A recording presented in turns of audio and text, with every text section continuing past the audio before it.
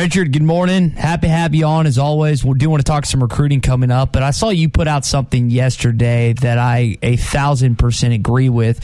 For whatever reason, the ushers in Hinkle Fieldhouse in the round of 32 game against Texas Tech would not let the Arkansas students cheer whatever. And you labeled it, it's not a choir, it's a basketball game.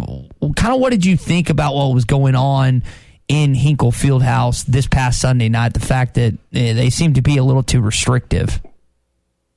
Yeah, well, I came to that conclusion and I made that tweet after kind of reaching out to some people, and a guy on our board was talking about he was near the student section, and he didn't see anything really what they were doing was wrong, and I'm sure, there might have been a couple of students that might have went a little too far and saying some things. I don't know, but from what I could tell, overall, they kind of overstepped their authority, it seemed like, and was kind of harassing people. And I was talking to a parent who also backed up what I just said, of a parent of one of the players, and this parent was saying that, and I agree. We both came to this conclusion. I think because the fan base at Arkansas sometimes can be so passionate and maybe over the top, according to some people, it's kind of intimidating. And I think that maybe some of the ushers or people that were there were just kind of taken back about how loud the Arkansas fans were, and were just were worried that maybe they were going a little overboard. And I don't know. I don't know what the reasoning was because of whoever's had issues with the fans, but it seemed to be overboard. Now, whatever the reason may be, they seemed frustrated about that. So, moving on from that, big Arkansas basketball game this Saturday night, Sweet 16 game against Oral Roberts. I wonder from your perspective, I know that Dudley got a chance to catch up with Chance Moore. What's the feeling you're getting from basketball recruits right now, whether they've committed or thinking about Arkansas? How much this Sweet 16 run, this postseason success that has yet to be decided yet, because they could still win, how much is there impacting their decision and their likeness to the Arkansas basketball program?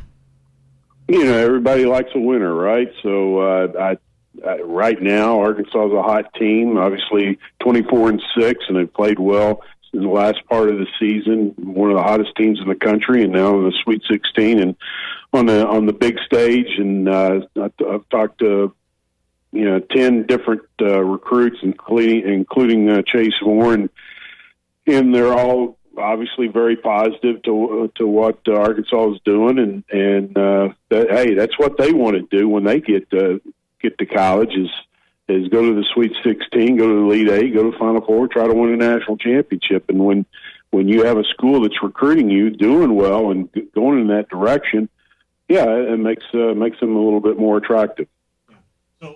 So when you look at kind of what's at stake moving forward for this weekend, I can't help but believe this fence that everybody this mythical fence you're going to build around your state and keep all the best talents at home.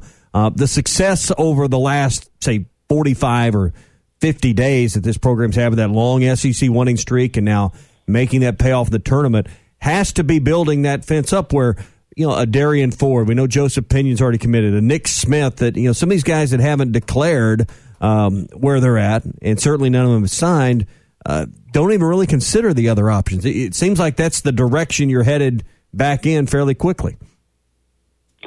Well, hey, you're doing what most of those kids are wanting to do on the next level. Like I said earlier, that they're wanting to play on the big stage, and Arkansas showing that they can definitely get there. And a lot of these guys that they're recruiting, a lot of times they think, hey, I think I'm a little bit better than this guy that they got right now. I think I can go in there and take a spot and help them, get to the next level if they don't get it to the Final Four or whatever this year. But I think anytime you have success, it's definitely something that's a great icebreaker when you're talking to kids and they're excited about your program. Hey, let's shift gears and talk some football, because last Saturday, Sam Pittman made the decision to open up practice, let fans in. We know that from a recruiting standpoint, the campus has been closed in regards to coaches leaving the campus and recruits being welcomed in for official visits. Do you know of any of the recruits? Have you talked to any of them that showed up, that were in the crowd, that got a peek at what Arkansas did last Saturday? Yeah, defensive lineman Patrick Kutes from Memphis, Christian Brothers. He was there. He's 6'5", about 280 pounds. Pretty highly recruited. He really enjoyed it. When he showed up, he was kind of surprised how big the stadium was.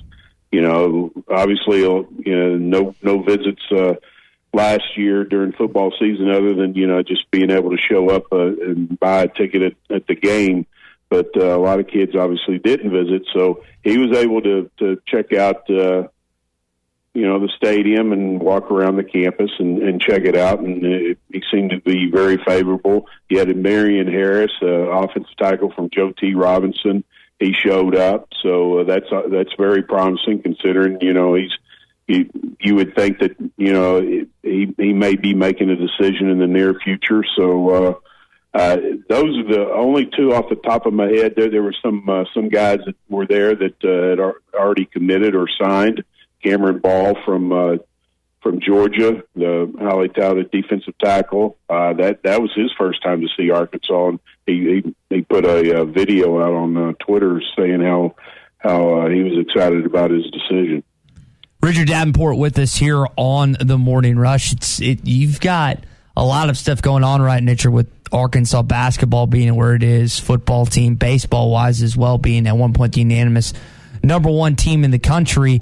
As we continue to progress closer and closer to football season, I know that, and make sure it's gone from the dead period to the quiet period as of, is it April 1st or May 1st?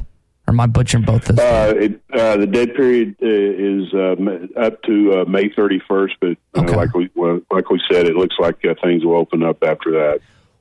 How much increase of in-person stuff or in-person visit? Is this just going to ramp up immediately? What is that going to look like when that changes over, RD?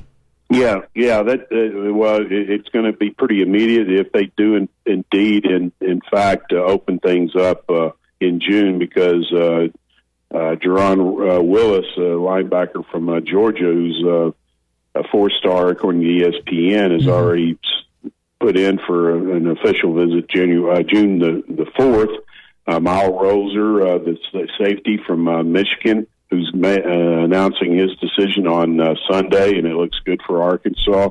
He's also supposed to be taking an official visit on June the 4th, 5th, 6th weekend. So I imagine that's going to be a big weekend of official visits, and they're going to load. You're going to load up on the official visits as soon as you can. So I'm sure they're already lining up kids for the rest of the month. Richard, appreciate it as always, buddy. Always good to talk to you on a Recruiting Thursday. Catch up Arkansas basketball and Arkansas football, and we'll do this thing next week. Hopefully we'll be able to talk about potentially Arkansas being in a Final Four, but we'll have to wait and see. All right, guys. Take care. Have a good one. Enjoy the tournament. So it should be a fun weekend. Richard Davenport with us every Thursday on Recruiting Thursday.